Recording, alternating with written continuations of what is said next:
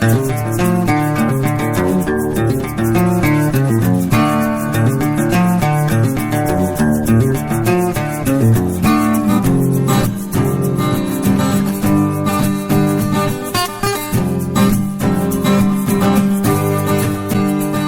to another episode of Reseller Evolution. I'm Scott. And I'm Carl.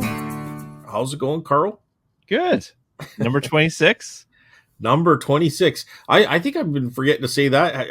I don't like. I think we're forgetting to say that in the last couple of shows. So that's good that you said that. Yeah, I wanted to get that out right away, and then I wouldn't forget it. Episode 26, and that's crazy to think that we've done that many.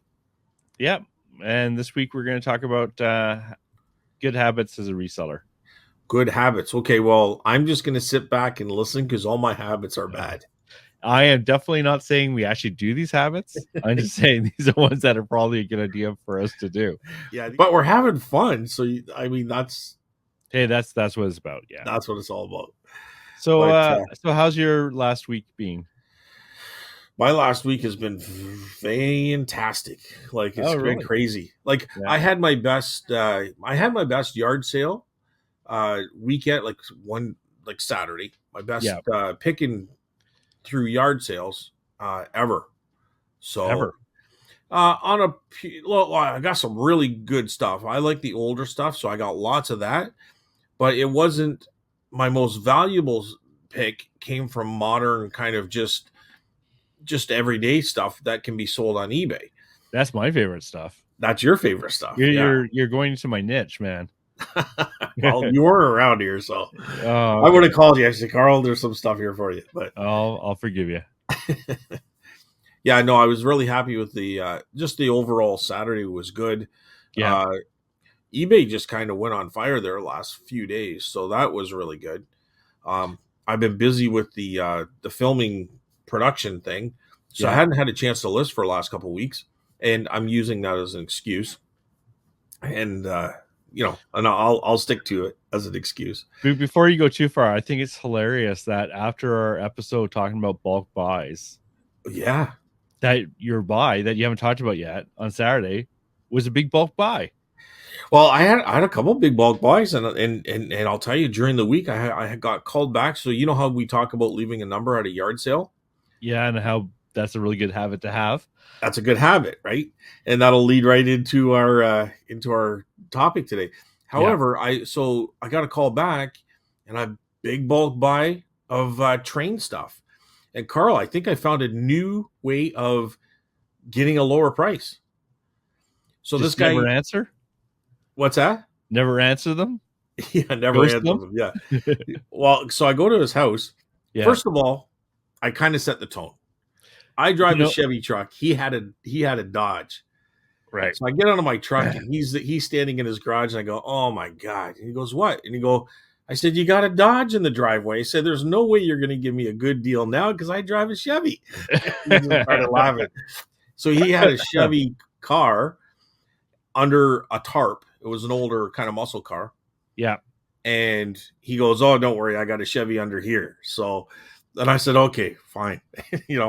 So anyways, he had three totes, and they're full of train stuff. So he opened one, and they're all wrapped up individually, right?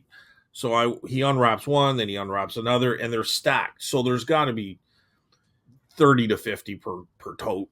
A couple of the totes have a little bit of track, but not much track. So it was mostly cars, and they're all wrapped up. And then there was some. So we eventually opened briefly, like just the tops of each tote. One tote had a brand new, it was a train station model, and it was in the box, and it was factory sealed. And he goes, "This one's pretty much houses for buildings for the model trains." So I go, "So what do you want for all this?" And he goes, "Well, what are you thinking?" Oh, man. And here's the pitch I give him. I says, "Well," I have a question before you get into it. Is this modern HO stuff? Or is this it's probably 70s. It's plastic. Yeah, I think there's some metal ones in there, but they're Canadian natural. So they're $10 each. They're $10 each out of the booth, right? Okay. Plus, he said there could be some metal ones in there, which can get into like $100 or so or more. And But here's the scoop. Here's what I did. I know I get $10 out of each train piece out of the booth. Okay. Yeah. And if there and I the train station new factory sealed in the box is going to be 30, 40, $50 in my mind right off the bat. I don't even have to look it up. That's what I'm thinking. Factory sealed, right? So I said to him, what do you want for a list? And he goes, Okay, oh, I don't before know. you go too far, Huh? can I guess? I'm gonna try guessing. Okay. Okay. All right. And I said, well, I'll just finish this little part. Yeah. He said, what do you think? And then there was a pause. Now, what do you think I said? Well, it's your stuff. You have to give me a price. I can't be both the buyer and the seller. I did not say that this Oh time. man, I thought for sure I was right on that. I said $100. Oh, well, you just ruined it. No, I just said I'm gonna guess. Then I thought you meant you guessed what I would say. My pitch was. I was gonna guess what you were gonna offer. Oh, and man, let's start again. Okay, so you know what the worst thing is? I was gonna guess $100, but okay. I wanted to hear more about what was actually in the bundle, because that's my pitch. I don't know. Here's my pitch. Okay. So he showed me a couple of the one, and I saw the factory sealed building in the other. And here's my pitch. He goes, "What are you thinking?" Right. And we went silent, and I just glared over the totes that were open, but we never dug through them. Right? Yeah. I said, "I'll tell you what." I said, I'll offer you $100 right now. I said, but if I have to go more, I'm going to have to open up every single one in here and really find out what I have, what I'm buying. Yeah. So he goes, oh. So he went silent. He goes, well, I was thinking maybe 150. I said, I'll meet you in the middle at 125, and then I don't have to open everything up, and I can get out of here. And he goes, deal. Okay, that's very interesting, because it's hard so train stuff. Yeah, I have a rule of staying the hell away from train stuff. Oh, because really? Yeah. Now I don't have a booth, so selling those, I'll get engines. Like if I see engines, yeah, I'll pick those up. But for the that I call that modern, like the 70s, 80s, 90s, plastic train stuff. Yeah, so many guys had that stuff, and I found there was not a lot of demand for it. Now, that being said, it's different in the booth, because you can sell the stuff for $10. I can't sell that stuff online without bundling it. And I found that people really just want one or two. They don't want necessarily get the, 5 or 6 different types for $30. Well, that's so I'm a reseller with multiple avenues. And that is one of them, right? It's a big part of my reselling is my booth. Because they do very well. So I have to buy stuff to put in the booth, right? I can't just buy for eBay, and if it doesn't fit eBay, put it in the booth. I buy stuff for the booth too. Yeah. So my thoughts are, I'm not selling that building out of the booth. The building that's factory sealed, that's going online. Yeah. If there's any metal trains that are worth $100, $150, that's going online. You know what I mean? If there's anything special in here, it's probably going to go online. That's not to say that I won't put it in the booth, but that kind of stuff, high-end stuff, really does sit in the booth, and it's better to put online. But the $5-$10 cars, yeah, will totally sell out of the booth. Yeah. So the 3 that he opened, plus he unwrapped, they were just wrapped in a tissue, like a newspaper type paper, right? So I'm thinking, okay, there's $30 out of the booth. You got the other thing, there's another $30. So I'm looking at $60 here, and I haven't even scratched the surface of what's really in here, right? I'm just always scared of what people think they're going to get for that stuff. But in this case, you guys were right in the same ballpark. That was great. Well, because I've seen people try to at garage sales. Yeah. They'll have a bunch of train garbage parts, and they're trying to get $30, $40, $50. 100%. And that's the thing. So I went into the train thing. I really wasn't sure how to deal with this, and I wasn't even sure if I was going to bring them home, because usually they do think they're gold. They usually think they're they're worth a lot of money, and it's really, some of them can be hard to move. I agree. But in this case, like I've sold different scale too. These are HO scale, but I've sold different scales of train sets, and I've always sold them, right? Yep. But like $10 isn't a big amount of money. But if there's, I don't know, 50, that's $500. Oh, I'm happy with 10. Don't get me wrong, I'm happy with $10.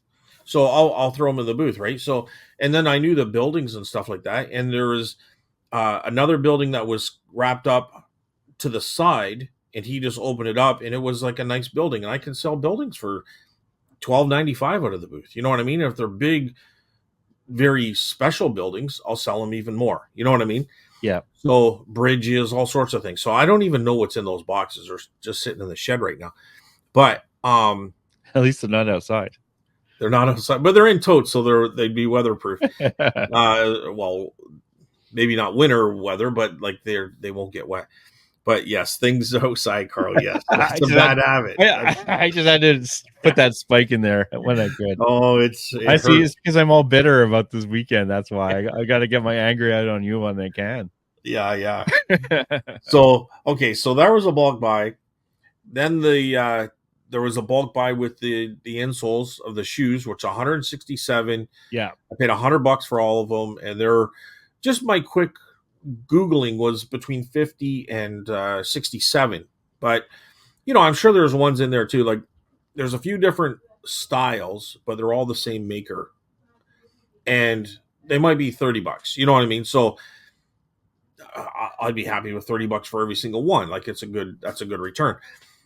But a lot of them are going to be in the $50 to $65 range for sure.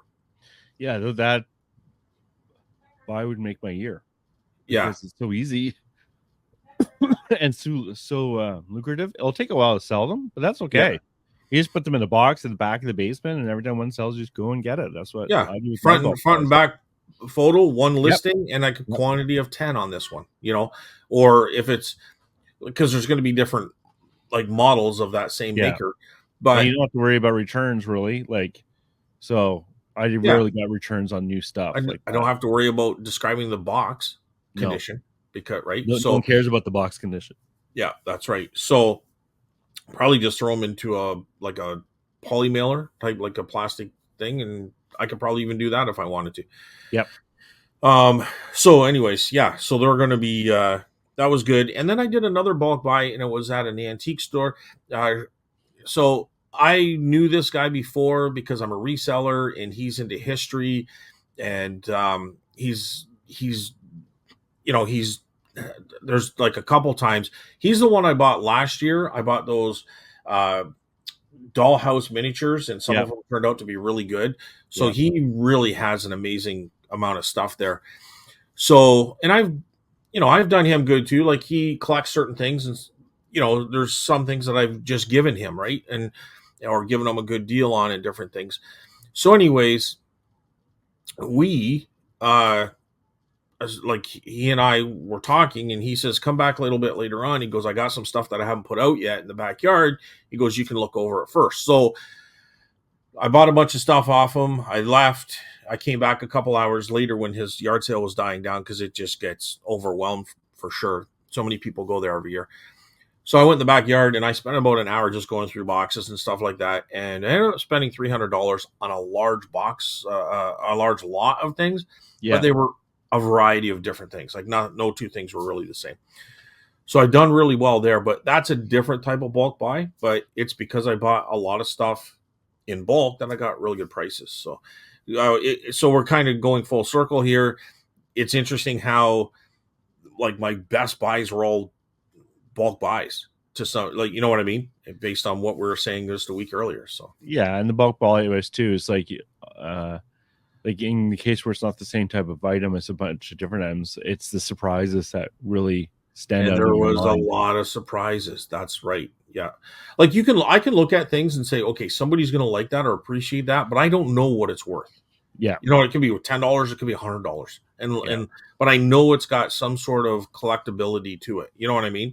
Yeah. So, and there was a lot of surprises in there for sure. So, How was your week, Carl? Well, I had some good things. So I went out with a buddy of mine for like forever. Bought a whole bunch of stuff. I won't say what because it's his privacy, but in the summer, or I mean, a few months ago, and he did really well with it online. So his wanting to sell online has been peaked, right? So he was calling me up, and I was giving him advice and stuff like that on how to ship and stuff like that, and he didn't have to, but the nice thing is he took me out to. He said, "Oh, do you want to go out for lunch?" So we went out to Firehouse Subs because I like that, and poor guy got stuck with me for 2 hours just telling him all about reselling, and I had a captive audience, so it was really good. I'm sure he was like, "Let me go. I want to go home. I don't want to talk about this anymore." Yeah, well, we've all been there for sure, eh? I know, eh? This captive audience. So yeah, that's awesome. His name is Scott. So thank you, Scott, if you're listening for the lunch. And then so talking to Amy, I had to be careful with Scotty and Scott now. Yeah. Depending on who I'm talking about. And then on the weekend, so for the first time since I've been back, I actually went to garage sales. I was going to go to the west end of Ottawa, but the houses were new. They were new, so I didn't want to go out there really. And then Amy, my wife, said, "Oh, there's sales in Cumberland, which is nearby, but it's also kind of the areas that you talk about, which is kind of the older areas, more countryside." So I thought, well, I'll go out east, and so I went all to these huge estates, like 40-year-old homes, but kind of mansions. They had nothing. So it was all like modern toys and stuff like that. It was or like stuff I have no interest in, like furniture repair or like window repair stuff, that kind of things. Yeah. But then on the way back, I came across one, and they had real antiques, and what it was a guy who had a booth. And he was getting rid of everything that's left. And that was really hard. I did pick up a few things from there, but the prices were high because he was asking his antique booth prices. Yeah. And so it was really hard because it's like, well, I don't know. Like, for example, he had like a toy tractor. And I know this can be worth good money, but he's asking $45. So for $45 for like this toy tractor, I can't just take it and not look it up. And I look it up, and it's like, oh yeah, it's worth 45 to 60. So he's asking what it's worth, but then I realized it's missing parts. Oh. So it wasn't even worth that. So, but he had a lot of good stuff. It's just that he was asking really high prices. Right. So I couldn't gamble. Like normally I would just like say, okay, $5, sure, I'll take it and hope for the best, right? Yeah. So it was kind of funny because it was frustrating me a bit. Yeah. So I picked up a couple of things, nothing too exciting. And then I came home, and then I got the big thing I got for the day was an effing nail in my tire when I got home. Yeah. So I spent the last few days doing that. Oh, so man. Yeah, that was great. But I've been selling a few things on eBay. Basically, I find that right now that the stuff I'm listing is the stuff I'm selling. And that's usually what it's like always. Like the new stuff you put up sells. And if you don't put up new stuff, it doesn't sell. But what are you gonna do? Sounds like we both had a pretty good weekend, Carl. Yeah. You get all this thousands of dollars worth of stuff. I buy some stuff I probably should have left behind, and a nail in my tire. Yeah, totally equal. Yeah, I think the nail in the tire is. I've had that happen before.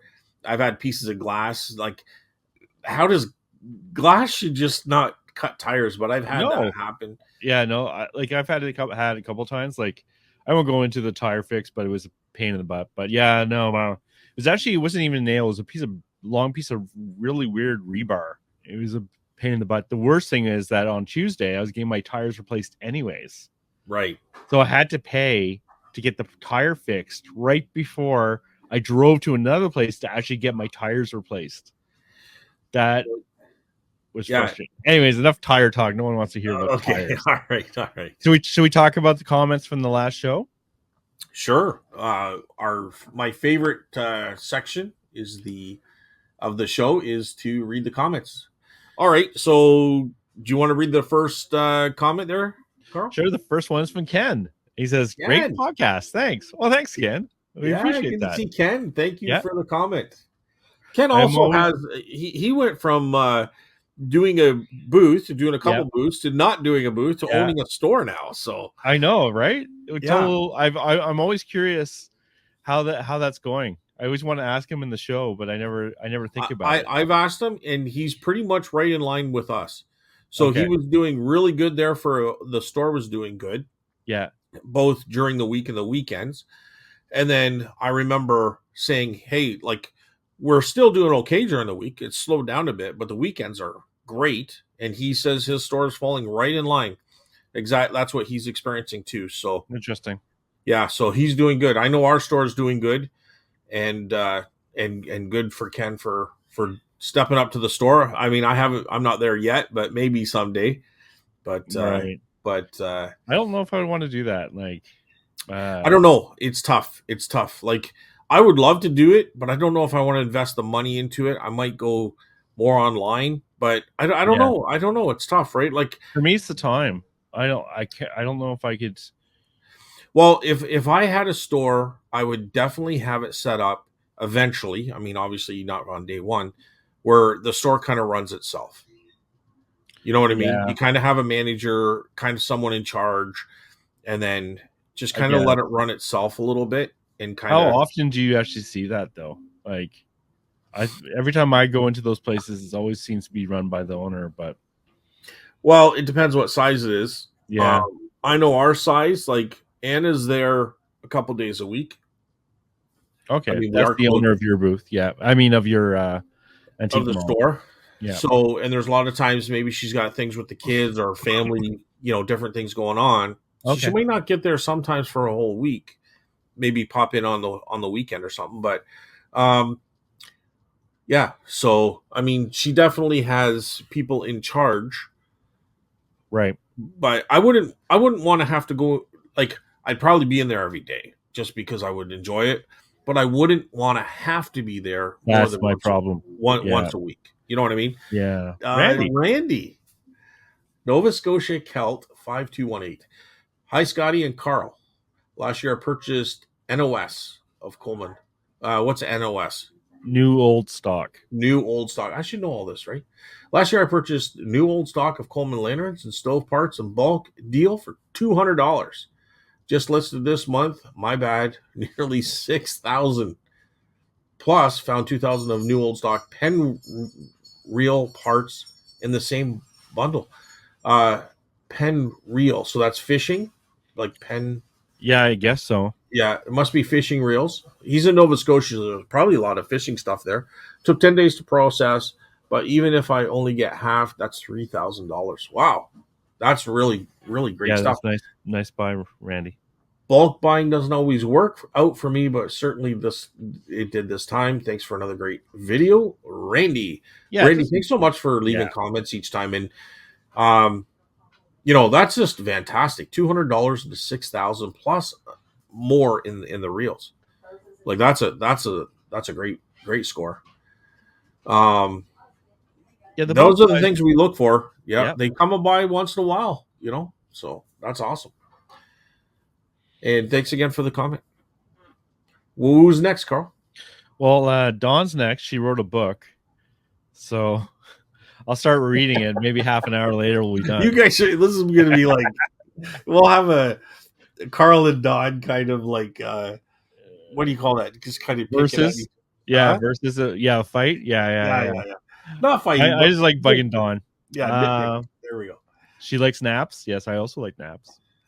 Yes. I'm leaving the ending and re-listening for a while. I was doing end and sell similar until I wanted to do the whole store at once, but I'll likely give it a couple of months before I do more of that again. That I'm actually going to talk about habits, what I do or I should do. When I go to garage sales, I am open to buying some fragile stuff, but I haven't even found that much of that except cheap household stuff. Yeah, that's frustrating when you can see it's all Walmart stuff.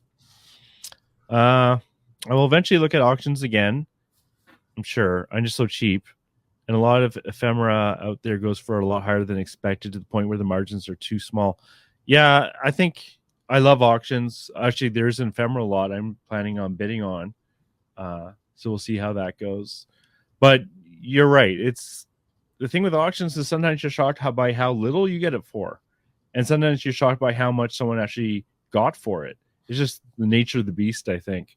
And you can't just like, it's frustrating when like you really want a lot and then you see go for way too much money. Like for me, that's been Dungeons and Dragons lately. Yeah. Every lot I've seen is like, it's going, I can buy that cheaper off eBay, but for right now it's hot.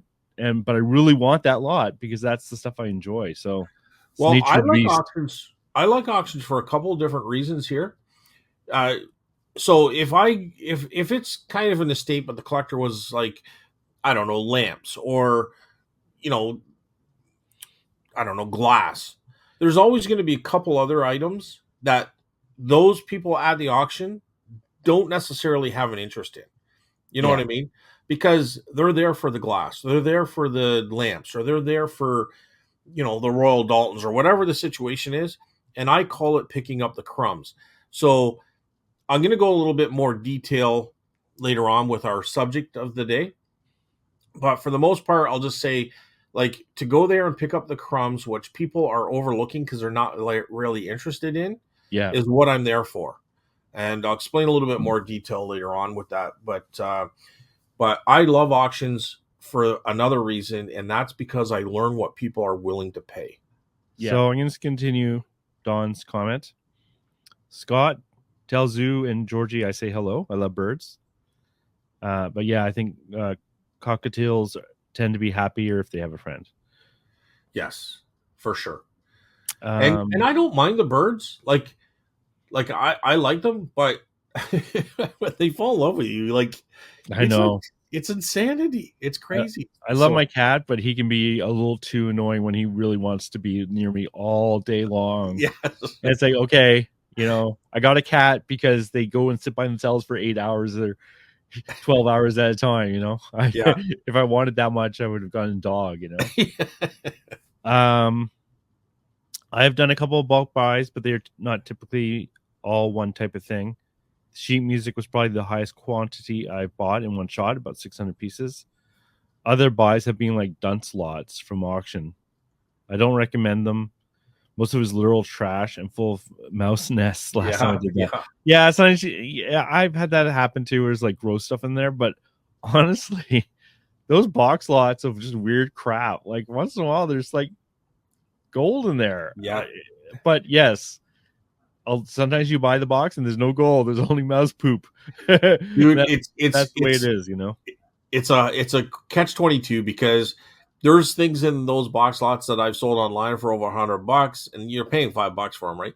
Yeah. And there is definitely, you have to, but on the flip side, I've also put stuff in the booth and I've done okay.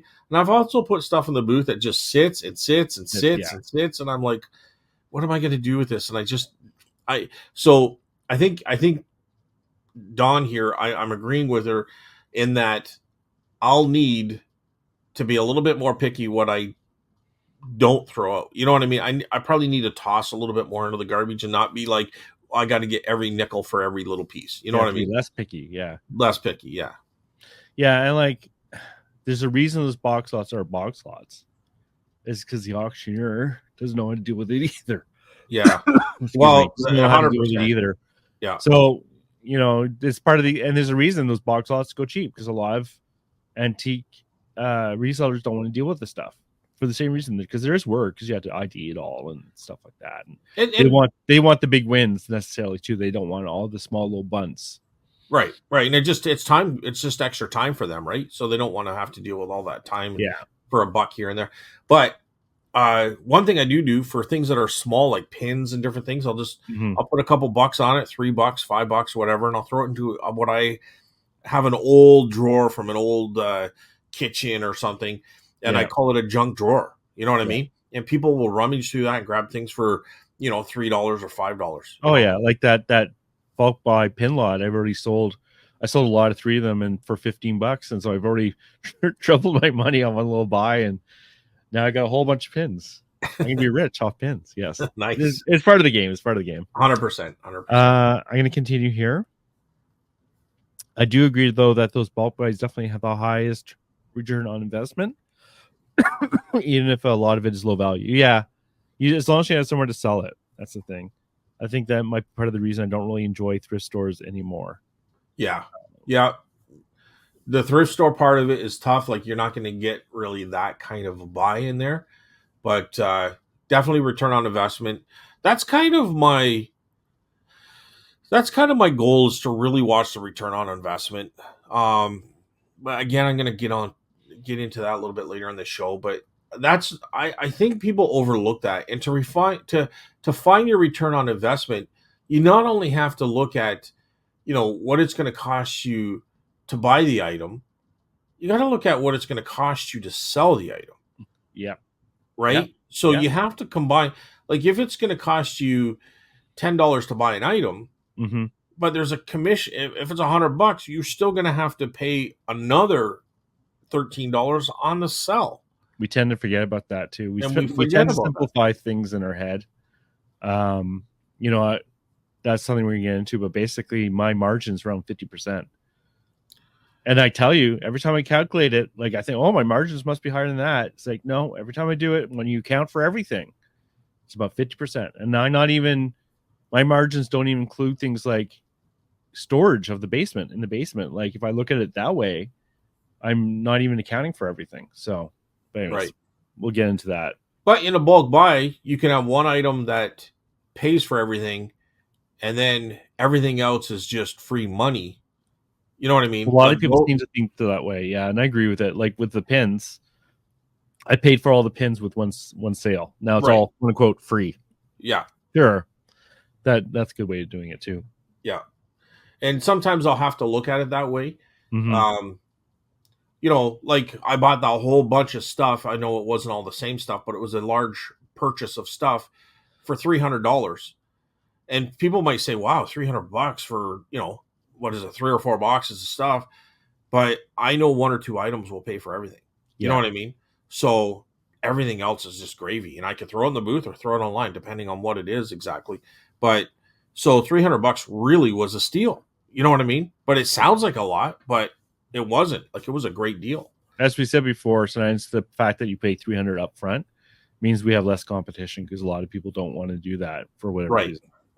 And okay, so we're at Doing It Wrong here, and thanks so much, Don, for the thank you, Don, for the comments. All right, so we're going to go on to Doing It Wrong here. Our most recent Grand Slam bulk buy was 100 D56 houses. Is that Department 56, Carl? That sounds about right. Yeah. Okay. That's great then. 100. Yeah. And 200 plus accessories for $600. 100 D56 houses plus accessories for $600. That's a steal. Yeah, that's like $4 each, and usually they go for at least 20 or 30 each, I would think. I think some of the Department 56 can get into the hundreds. They can. Yeah. For some of them, yeah. So if it's that's exactly the stuff we're talking about. Like, that's a lot of work. That's a lot of money up front, but it's going to really pay off for him. Well, it's going to pay off, but my concern would be, and you can't look at all 100, but you can put this in kind of your negotiation. Like, are they broken? Is there any chips, right? So you can probably look at a couple. You can probably determine how the condition of the boxes, if they're in boxes, are. Yeah. And you can make your assessment on that. But I mean, even if a couple are broken, who cares? You know what I mean? Yeah, you're going to have to accept nothing. The whole, like, even new sealed, sometimes you get like a bad one as well, right? Yeah. Like with the paper's coming off, or whatever, the box got hurt, or I'm not going to go through and cherry pick like bad ones out of there, and it's going to get the general idea. But however, like for bulk buys, I'm much more interested in getting the deal done. Yeah. For a price that we both exactly, 100%. But if they have the styrofoam in there too, like, you've already got your box too, right? Oh, like, for shipping. Yeah. Right? Obviously you're going to protect it in another box, but you don't have to bubble wrap it or anything. It's already in that protected styrofoam. So that's like that. I mean, in the long term, that could actually be even less time consuming, which is more time efficient type of buy. That's a great one though. 3/4 full SUV loads in the rain. Of course. Yeah.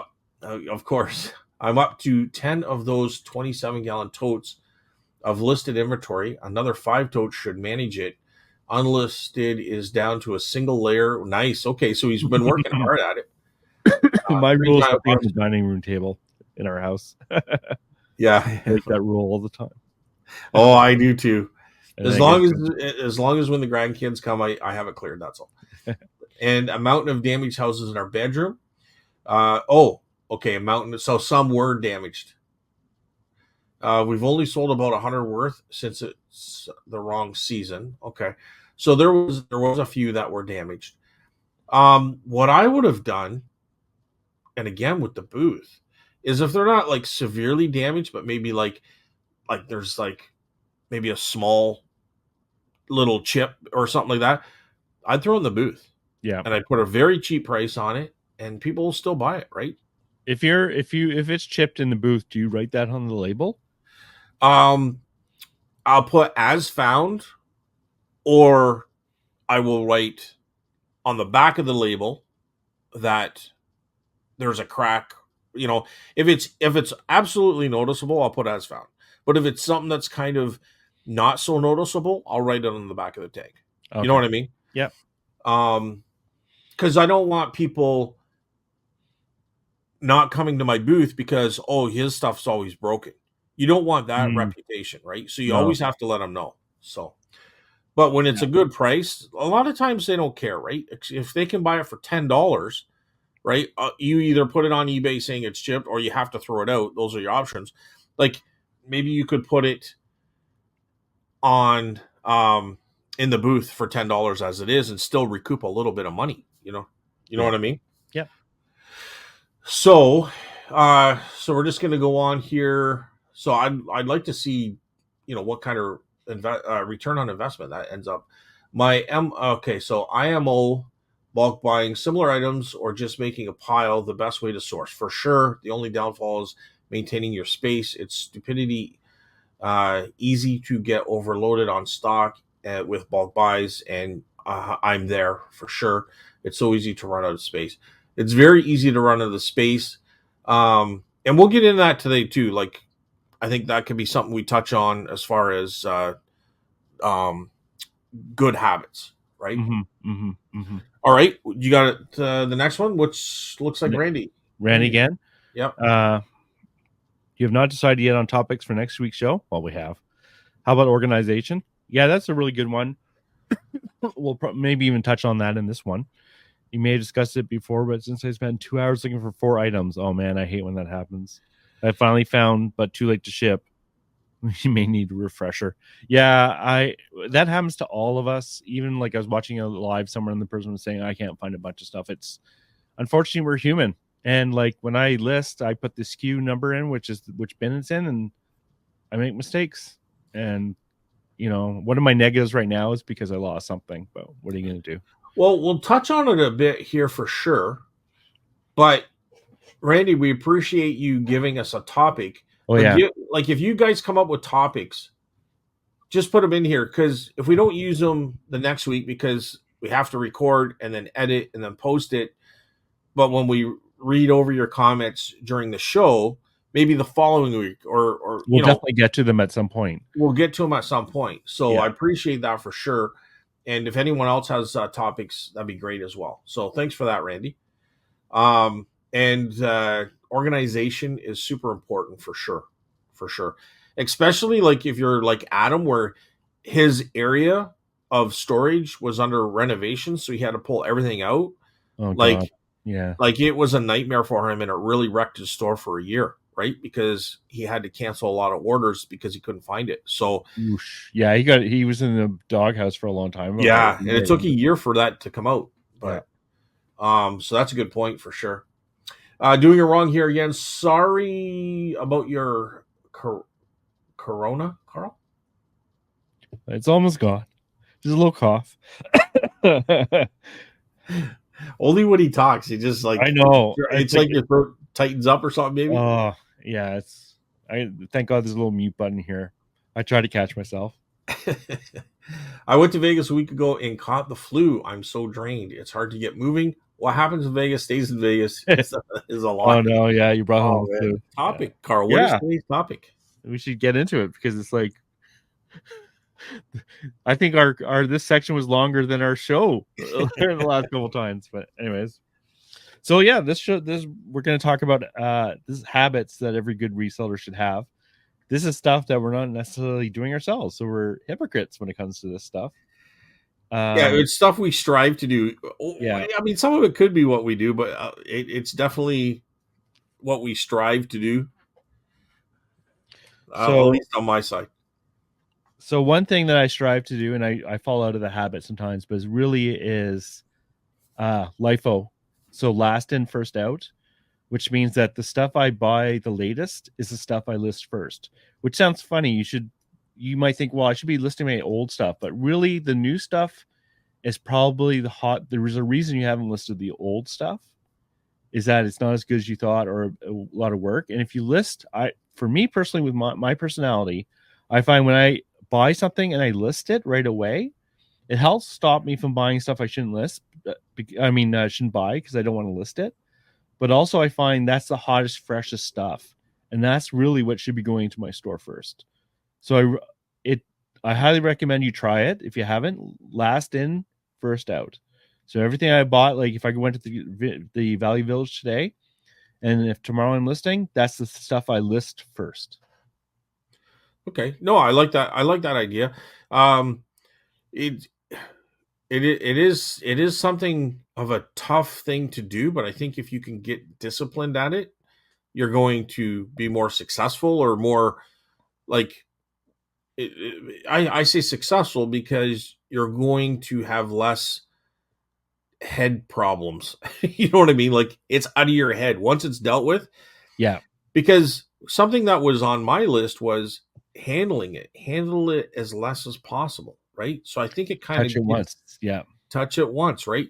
So I think my problem is I kind of get, and really what, and I've noticed this lately, is my Sunday show. So I'll be bringing stuff down here, right, and it just kind of gets crowded sometimes because maybe I want one item, but I have to bring the whole tote down, and then I got to dig for that item, or you know what I mean, or things get moved around, and I end up touching things way more than I should be, right? So yeah, like if you think of it like the optimum ways, you touch it once, you list it, and then you store it, and the only time you touch it again is when you ship it.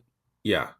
But or like reality is, I put stuff in the booth too, right? So or in the booth, yeah. So I got to touch it and tag it, and then put it into a bin or a shelf ready to go to the booth. So yeah, it's something I'm working harder at, but I would say that's probably one of my bugaboos. I think for us, there's a lot of bugaboos. Even right behind me right now, I have a bunch of bins of old inventory, and I know I've moved this over and over and over again, and I have it here kind of just to go through it once and for all.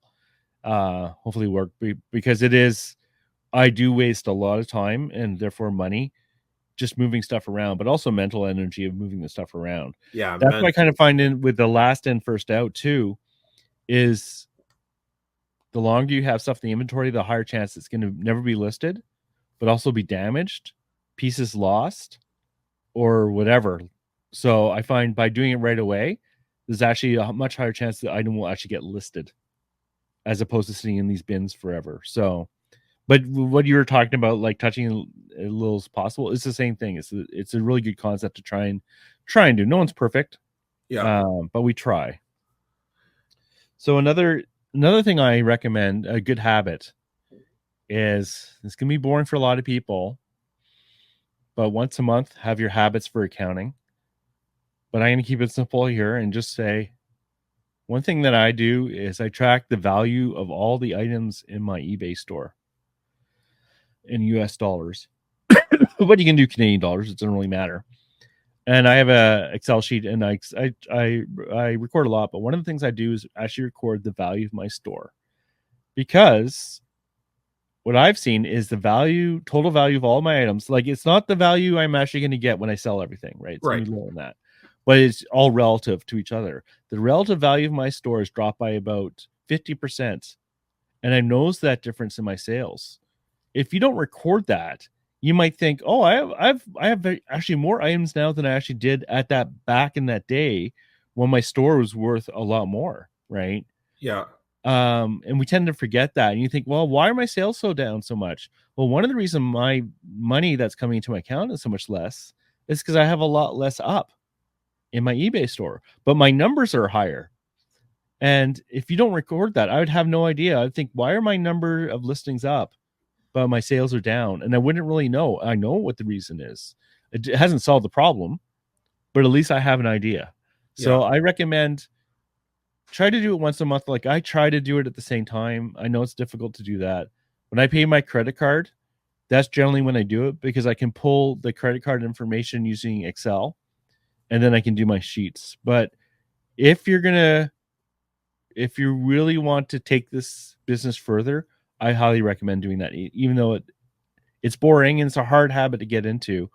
But it's really good to be able to go look back, and I can look back and I can see what's my margin, what's my shipping costs, how long do I keep hold of stuff, what's the value of my store, what percentage of items do I sell every day. All that stuff can help. It doesn't solve anything. Release a note gives you like a direction of where to point if you're concerned about your store. Yeah, right now, really the only thing I'm tracking is how much I pay for the items. So I know when I list how much I've paid to list those items. Not really keeping track of what I list. I list them for, because a lot of times, maybe there's an offer involved, or you know what I mean. So I don't, like, the end result of what I'm actually going to get for an item might not necessarily be what I'm listing it for. And for the most part, I put my lower end items in the booth anyways. So your situation is a little different. Yeah. It skews your numbers. I don't track per item though. For me, it's just a store wide tracking. I write it, but I don't use Excel because I'm an idiot when it comes to computers and all that kind of. I just write it down in a book. So I have whatever works. Yeah. But I keep a total, like each page, I keep a running total of what's going on. So yeah, like for your taxes and all that too, it's really important to keep that information.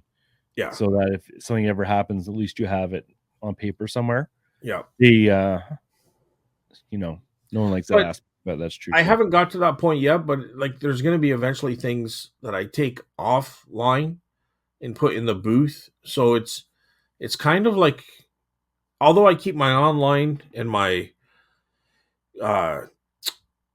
booths separate in recording the information, sometimes they can overlap a little bit too, right? So it's easier to keep track of things. I know this is kind of a boring topic, but it's easier to keep track of things online than it is in the booth too. Like it's really tough to keep track of the booth, just because things can go missing, things can get stolen, and you got to keep that running inventory.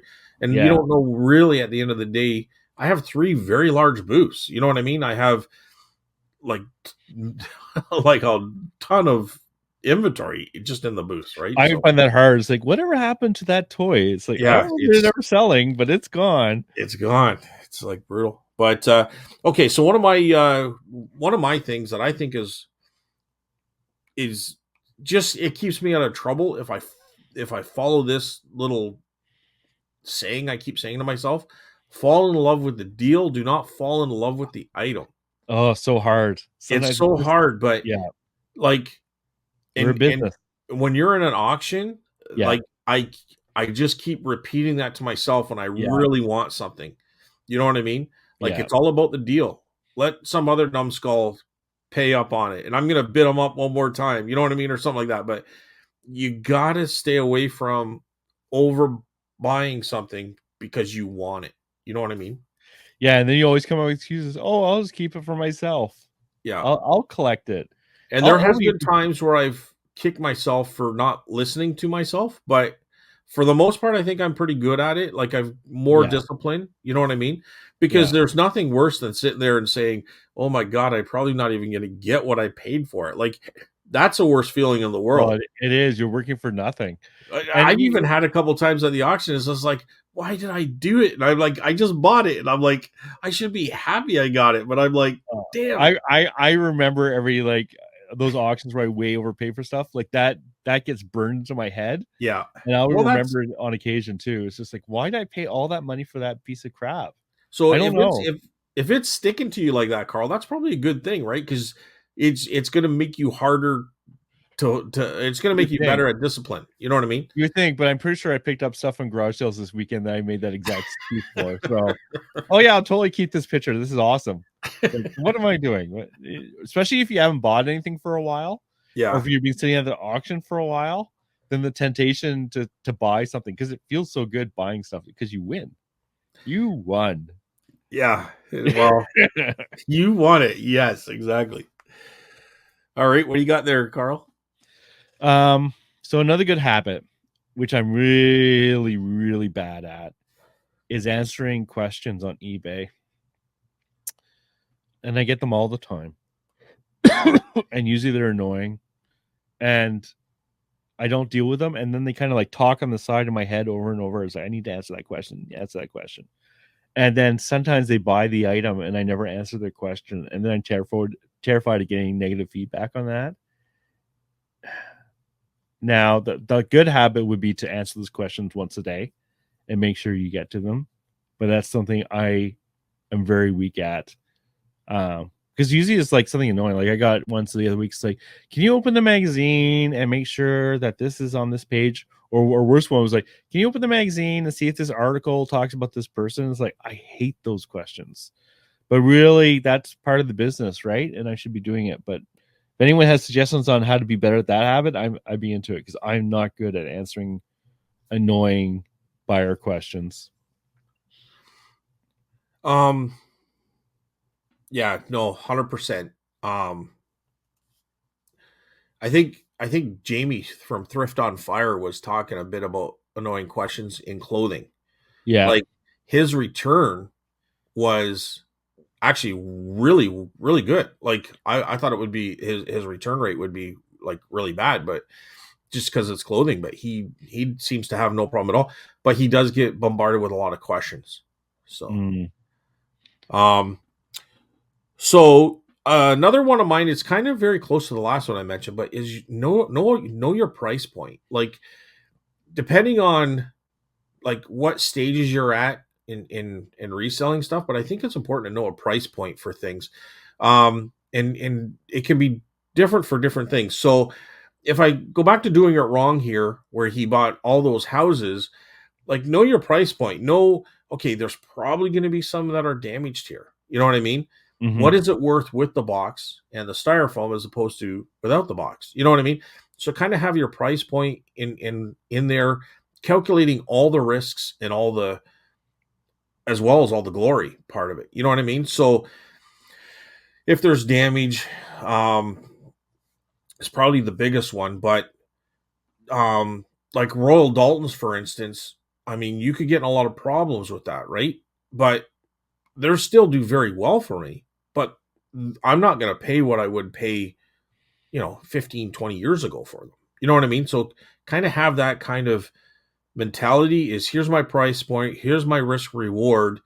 And I know that if I sell them on eBay, there's going to be a big shipping cost or a small shipping cost. You know what I mean? So that's going to affect your price point, what you can pay for it. Because if it's a big shipping cost, you're going to get dinged harder because they're also going to take their percentage off the shipping, right? So $100 shipping could be an extra $13 to $15 coming off the overall sale, right? Yeah, and the habit you just talked about is have that price before you ask what they want in your head. If you can, for sure. Like, yeah, 100%. I agree. Because that's a habit I had to work on myself, is I would not have a price in my head when I asked them how much they would want. I'd ask them how much they want and then make a decision based on that. But really, I should ask them how much they want and already have what I'm willing to pay in my head. It's a simple habit, but it was something I would not. I still have to make sure I do now before I ask. And the price point also comes in with your time. Like how much time is it going to take to box that and ship it? How much time is it going to cost me to list it? There's a guy who I talked about who has one of those. Remember I can't even remember the name of it, a grapple type or something, but it was for pressing steel plates or like making dog tags and different things like that. Yeah. Like if it's going to be a big item and heavy and tough to ship and might sit around for a while, or it could be broken, or you don't know a lot about it. So there could be a piece that you don't know is missing because it works and it looks right, but at the end of the day, something's missing on it or not right. Like you got to kind of keep all that kind of stuff in consideration. It's fine if it's worth $1,000 online, but are you comfortable enough to say that? You know what I mean? Like, you know what I mean? Like, so that kind of falls into one of the ones I can mention is before you buy something, make sure you actually check to make sure it's all good. And that's a good habit to have for that. But sometimes you're on the spot and you can't do that. You know what I mean? Always do that, but also often, just this last week, I bought one of those electric guitars. Yeah. And I could have checked something and I didn't. And of course, that piece is broken. So now I'm just throwing out the whole guitar. So it's a good habit to know your item before you pick it up. It's okay if that thing you're talking about was like $5. Okay, sure, fine. Right. But if you're paying $100 for that thing, then you better know your thing, because often, like for example, like there was a truck this weekend, they were asking 45. It was worth about 50 or 60, but it was also missing a major piece, and even the seller didn't know that. If I bought that, said, well, I'll give you 10, I still should have left it behind. Sometimes it's worth doing your due diligence if you have to pay up a little bit. But honestly, it's a good habit no matter what, especially if you're like me and you thrift a lot of your stuff. Often, like, you'll look at a box and you assume everything is in there and it's missing a key piece, because I can guarantee you the thrift store doesn't check all that stuff. Look what Adam buys is these featherweights, sewing machines. But if they're missing the bobbin, it's a major part of the cost. It's a major part. Like that bobbin's worth a big chunk of what that whole machine's worth, right? So, so you want to make sure it's there and working and clean, and you know what I mean? So don't just say, oh, it's a featherweight. That's awesome. I know they go for $800 Canadian or more in some cases. So I don't mind paying $300, but you get it home and the bobbin's gone. You know what I mean? Or and I know from talking to other people, sometimes you don't want to look too close because you don't want to too excited about it, right? No, I meant you don't want to look too close in case you find a flaw. It's funny, and I've heard other resellers say this too. Is like, if that thing's complete, it's worth $200. I don't want to look, because until I look, it's complete in my head. Oh, you know what I mean? I tell you, I've heard, you might not do that, but I've definitely heard other people say that too. Is there's a temptation not to look too close to find a flaw and ruin the deal, and sometimes you'll buy it anyways, and then find out later. It's silly, but I tell you, I've done it, and I've heard other people do it as well. Yeah. Okay. Yeah. Well, we say this. Well, okay. I'm going to say this one. This really helped me, and I probably learned it from you. I learned it from, how the best way to buy this kind of stuff from Adam, and I've definitely watched many YouTubers, but have a good supply of working stock, like boxes, bubble wrap, the knives to cut the cardboard, and scissors and packaging tape. Like, make sure you have that kind of stuff. I know I recently, through Craigslist Hunter and Lonnie, Shed Flips, they use 3-inch tape, and I've started using it. I'm like, wow, that's actually a lot better as the 3-inch tape. Like, it just taping the boxes is so much easier and nicer. It made a huge difference. The box sizer, that thing where it kind of makes these corrugated lines, I guess, across, so you can fold it and it's nice and even. That's a great tool, and you can get them on. Yeah, I use it quite a bit. It's very handy. I think they're like $20-$30 on Amazon. You know what I mean? It's not a big deal. But I used to go to Uline and get my supplies. I do it Staples now because I can order in smaller amounts, and I just drive down, 5 minutes from here, and I can go grab them. Staples is generally what I use now too. Yeah, that's what I'm using now too. So have some, and I know you're again. I don't think you like it, but the styrofoam peanuts, like, I don't use them as much as I used to, but I always keep a little bit around, because if I have that really fragile item, I'm gonna put them in there. You know what I mean? Yeah, I think shipping materials. So what the habit here is to have make sure you keep up the have it stock, ready. especially in some sizes. Like we've talked about before, but like for me, my 6x4x4 box, I use that a lot. Yeah. I buy that new. I always have a ton of it. Bubble mailers, I always have a ton because I always use them. The key is not to run out. Right now I have so much, so I haven't had to think about it. But one habit, and actually I just did it the other night, is like I get given a lot of boxes, and not many people do this, but I break them down, and then I write on the one flap the size of the box, and then I have a list of paper here with all the boxes that I currently have broken down, so I can go and find it quickly. Yeah. Because if I didn't do that habit, I found I was either trying to I'd randomly go and try and find a box that the object would fit into, and I might not find one and waste a lot of time, or I had a mountain of boxes taking up a lot of room, or I never used the boxes because I'd rather just go use a brand new one because it was faster. I tend to try to use brand new ones because I think it looks more professional. Especially if you can, if like I'm getting better at Frankensteining boxes. I always did okay, but I mean, I think over time you just get better at everything, right? The more you do it. Yeah. But I have a variety of boxes, and I'll just keep them on stock. So, because the worst thing to do is have a little bit of bubble wrap, and all of a sudden you got 6 sales, and you don't have the bubble wrap, or you got to go get some. Like, I mean, it's a little bit easier but you're going to overspend. But you could go to a store and you can go buy bubble wrap, but it's going to cost you probably double what it would if you just ordered it offline, right? So, yeah, stuff with that I don't screw around with. Like every time I get low, I just reorder it. I don't even think of it. I just do it. Yeah. Craft paper or something. Like I have a big roll of craft paper. Yeah. I use that. And yeah, it looks more professional too.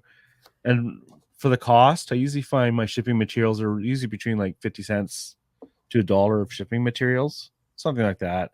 So I just add $1 to my cost to my shipping, my flat rate shipping, just to kind of mentally deal with that. But yeah, mine just gets soaked in.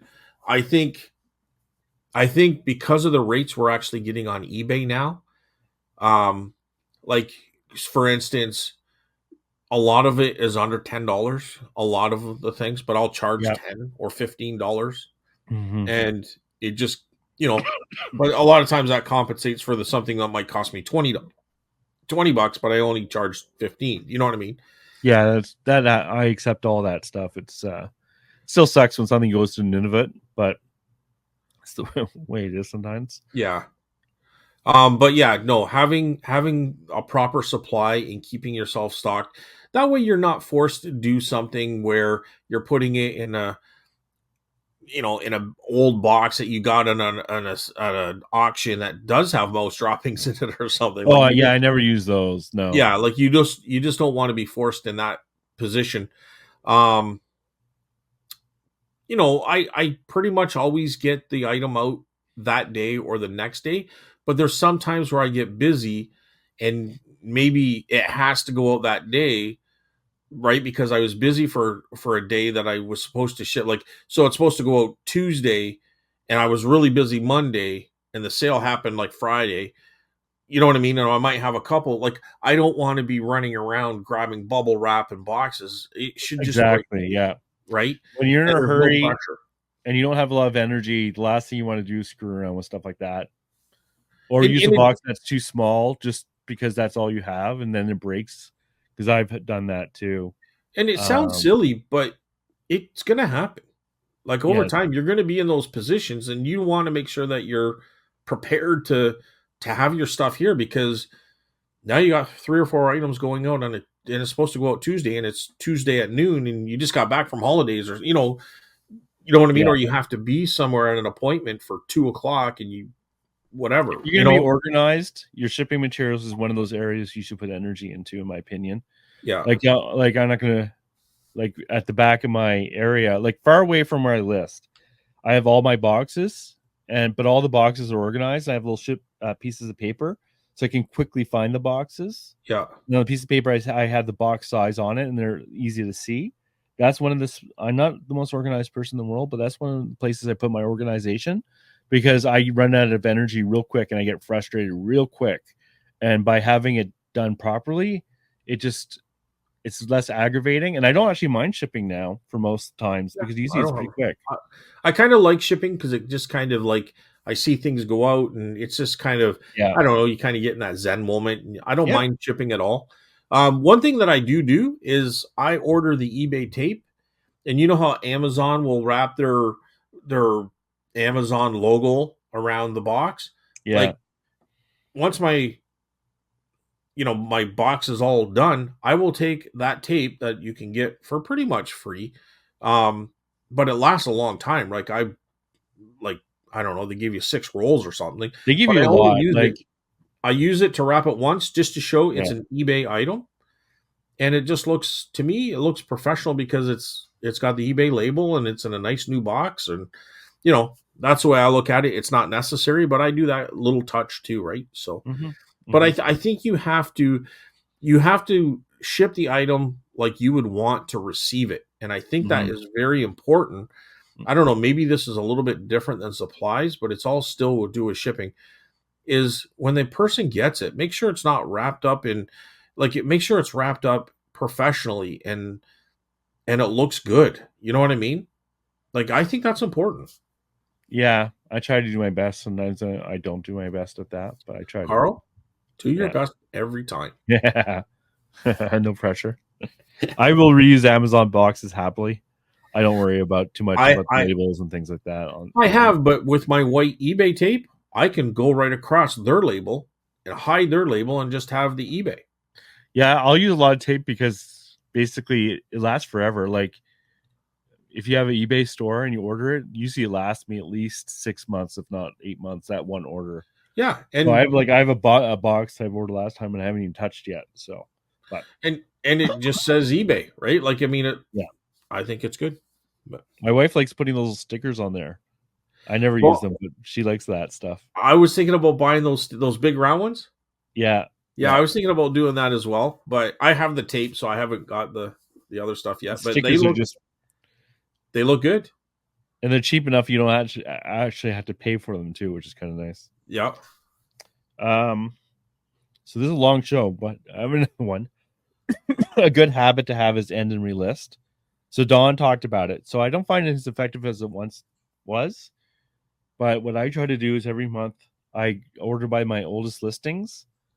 I end the oldest months, relist it, drop price by 10%, and go on with my life. It doesn't take that long to do, but it's something I think you should do, especially if it's like right now I just did stuff for January. So it's been sitting there for 6 months. It hasn't sold. Be careful you don't do that to your bulk stuff because you don't want to lower your price on your bulk stuff. But everything else, it's if it hasn't sold by that point, I'm ready to drop it by 10%. 10% usually isn't the end of the world. But I think even though it's not as effective as it once was, it's still worth doing. And it's a good habit to get into. Usually I try to do it once a month. Okay. Well, I really don't have any more. I think the last thing I would say is try to maintain professionalism at all costs because you're representing everybody. So whether it's shipping, whether it's communication, whether it's dealing with complaints, questions, just leave feedback. Make sure that you're doing all the things to make sure you're being as professional as possible because we all represent each other. You know what I mean? Yeah. So I think that's where I'm comfortable at ending what I have to say. Do you have anything to add, Carl? I would just add a couple quick ones. One is don't let your old contacts just die. Sometimes you'll buy something off of someone and it was a good buy and you never contact them again. It's always good just to say, hey, just wondering if you have anything else to sell. I did really well. That's not a habit I'm really good at. I think another one is keeping up on technology. Sometimes those little things that can help you speed up your listing can make a big difference. And sometimes we kind of get into a habit of doing the same thing over and over again. Another good habit is be consistent in what you're doing. So for listing, make sure you list the same way. Make sure you do everything. Because sometimes if you're just doing one odds, you kind of you go back later and you've forgotten to put even basic things, especially with condition. Like that's something really important. A good habit is if there's condition issues, you put that up front. And take good photos. Take really good photos, lots of light, and nice close-ups of the items for sure. But I think that's it. That's all the habits I had written down for, which I think. Yeah, I mean, we're only touching a bit of them. I'm sure there's a lot more out there. We'd like to hear it in the comments if you have any more to add. And we can't go on for hours and hours and hours here, but we just kind of give a little bit of the top recommendations or habits that we try to feed ourselves and consistently do. But sometimes they do get, we're just human, right? So sometimes they don't always happen, but we try to strive for perfection. Any closing remarks, Carl? No, I think that's it. The only question I have now is, what are we talking about next week? Well, it's a surprise. Is this a surprise? I didn't think it was a surprise. Surprise! It's a surprise. Well, we'll just have to surprise again. We'll maybe somebody will come up with something interesting and see what happens. Okay, I guess we'll find out then. All right. Okay. Well, thanks everyone for the comments, and thanks everyone for listening. We're here every Friday. So you'll see us on Spotify. Well, you'll listen to us on Spotify or on YouTube. It's audio only, but hit the subscriber button, leave a comment, tell a friend, and we'll see you next week, I guess. Anything else? Nope, that's it. Thank you everyone for the comments. We really enjoy reading them out. All right. Well, have a good week, everybody, and we'll see you next Friday. Bye, everyone.